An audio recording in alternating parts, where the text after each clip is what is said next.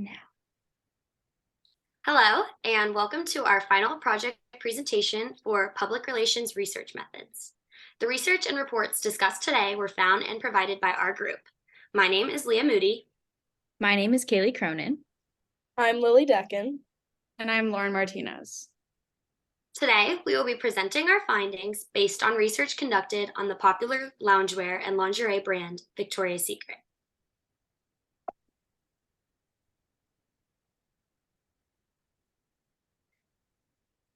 Victoria's Secret was founded in 1977 by a man named Roy Raymond. He founded the company on the basis of inviting men into the women's underwear market. Many found his marketing strategy to be deceitful, and this was because he marketed the company by disguising the intention of sexualizing women for male benefit by marketing to the women that they should buy the lingerie to make themselves feel sexy and confident. However, in 2016, Les Wexner took control of the company and decided to divide it into three separate sectors: Victoria's Secret Lingerie, Victoria's Secret Beauty, and Victoria's Secret Pink.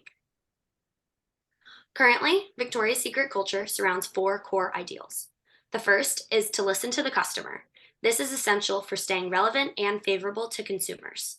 The second is the promotion of diversity, equity, and inclusion. This is the main focus of the current rebrand that we will be discussing further in this presentation. The third is to channel company passion to purposeful work. And the fourth is to prioritize transparency, which is extremely necessary for trust between the company and consumers.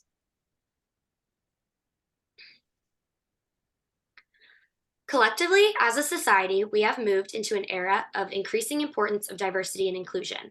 In 2023, people want to see themselves represented, which means all types of people are to be included in advertisements.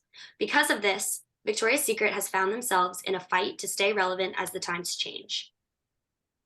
Many people have referred to the annual fashion show as outdated and felt as though the brand over-sexualized its models. Others were upset by the brand's lack of diversity shown through their selection of models. Today, Victoria's Secret is making several efforts to gain back the trust and respect of consumers. The previous faces of the brands, the Angels, have been traded out for strong businesswomen, and body positivity is now prioritized through advertisements. Through strong continued efforts, Victoria's Secret can regain the trust of the market. Conducting thorough research, including surveys and focus groups, will help the brand understand what initiatives they can make to bring back previous customers, obtain new customers, and boost sales.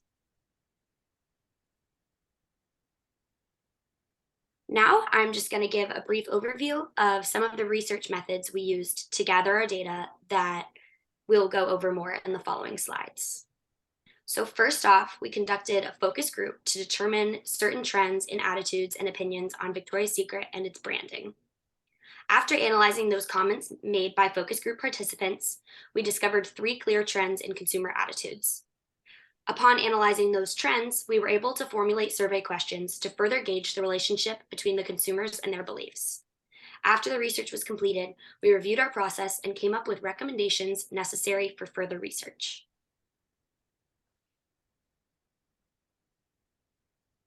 For our focus group, we were able to conduct it on February 21st at 10 a.m.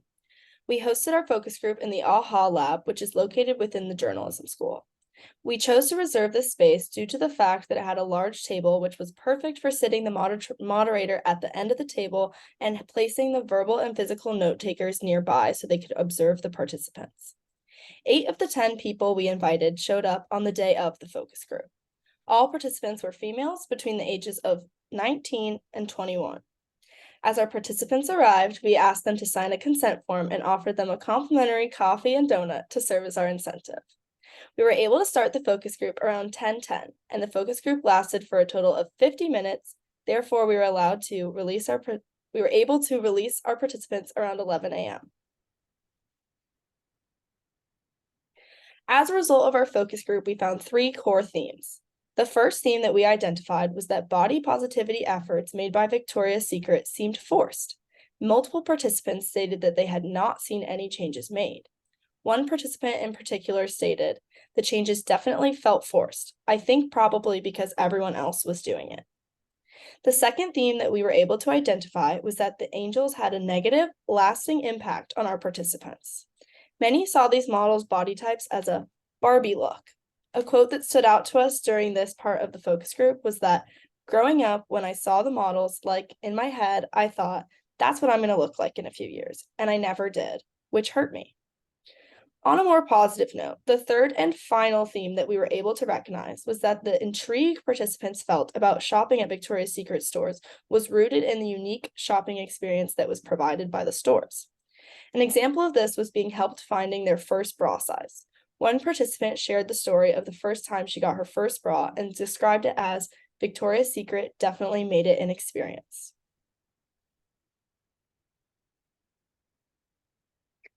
After our focus group, we conducted a survey.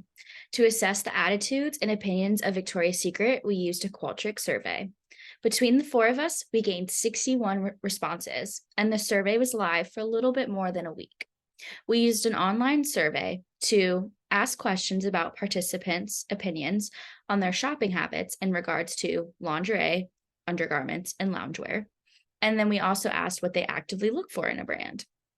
We had two hypotheses, and they were both evaluated using one, an ANOVA test and a correlation test, and these were both conducted on SPSS software. Our first hypothesis was that individuals who are from diverse backgrounds are more likely to notice changes in diversity in Victoria's Secret branding. Our second hypothesis was that individuals who believe personal social media content posted by the models was representative of a healthy lifestyle are more likely to watch an updated version of the fashion show. So, to better understand our data, we first need to look at the descriptive statistics. Some important ones to note are 100% of our participants were females, 57.4% have some college degree, our ages ranged from 18 to 22, 68.9% had an income between $0 to $30,000, and 68.1% are white. This last statistic is very important to understanding our data. As you can see at the top chart, this question is about our race demographics, and the large teal portion are all of our white participants. The rest are people of color, and you could see that there's a lot less than people who are white. Another chart that we wanted to include was the question, how likely are you to watch a rebranded version of the Victoria's Secret fashion show? As you can see, the pie chart is almost split into 5 equal sections, which shows that our results are very staggering. Next, we move on to our inferential statistics. Both of our hypotheses have proved to be statistically insignificant. Our first hypothesis analyzed race in relation to the belief that Victoria's Secret promotes diversity and inclusion by using models of various races and ethnicities. We can conclude that race does not affect people's opinions on Victoria's Secret's diversity and inclusion efforts surrounding race and ethnicity. This can be shown here at the bottom by our ANOVA test. Our ANOVA test generated a p-value of 0.554, which is greater than 0.05, and that would have been needed. The p-value would have had to have been less than 0.05 for the test to be significant. Our second hypothesis was also rejected because we found that no correlation exists between the likelihood of watching a rebranded fashion show if people already believe that content posted by models is representative of a healthy lifestyle. This is proven by our correlation statistics shown up here. We have a p-value of 0.213, which again is greater than the 0.05 p-value needed. Second, our relationship would be considered a weak negative relationship, and that's proven by our Pearson's R value of negative 0.355.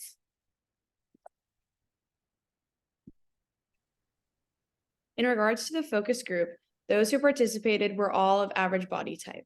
One of the main themes was that the focus group had shared an experience of feeling insecure in themselves because of the lack of representation in body types. Conducting more focus groups with more diverse body types would give us more information on how others have been affected from previous brand strategies. Based on the data collected in the survey, we would need to conduct a survey with a larger, more diverse sample size to test if it would affect our p-value.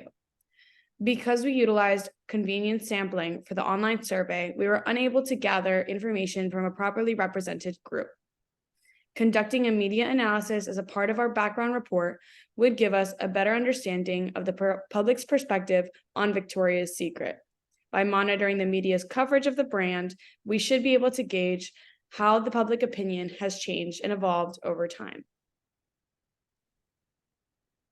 For limitations, our sample size was simply too small. The p-value was too large in both instances for our hypotheses, and we were unable to find statistical evidence to support either assumption.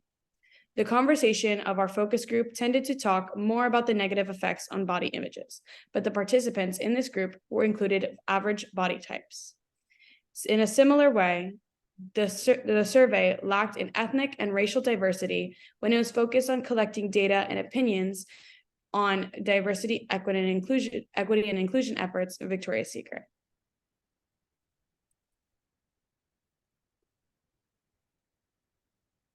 We suggest the following follow-up research projects to be conducted. A male focus group a survey centered around only people who have viewed the Victoria's Secret model's personal content, and a study with more representative sample. Through conducting a male focus group, we would be able to learn whether the brand has been successful in steering away from its male-focused beginnings, and we would also be able to learn about the male market and if Victoria's Secret should focus on branding themselves as a go-to gift to empower their partner. Through the additional survey conducted with previous fashion show viewers, we would be able to determine if the statistical difference is accurate in our second hypothesis. A study with a more representative sample would allow us to further investigate the opinion of people of color and their perspective on branding changes made. Thank you for listening to our presentation, and thanks to those who participated in our study. We hope that this research and data gives insight to the perspectives and customers and influences further research.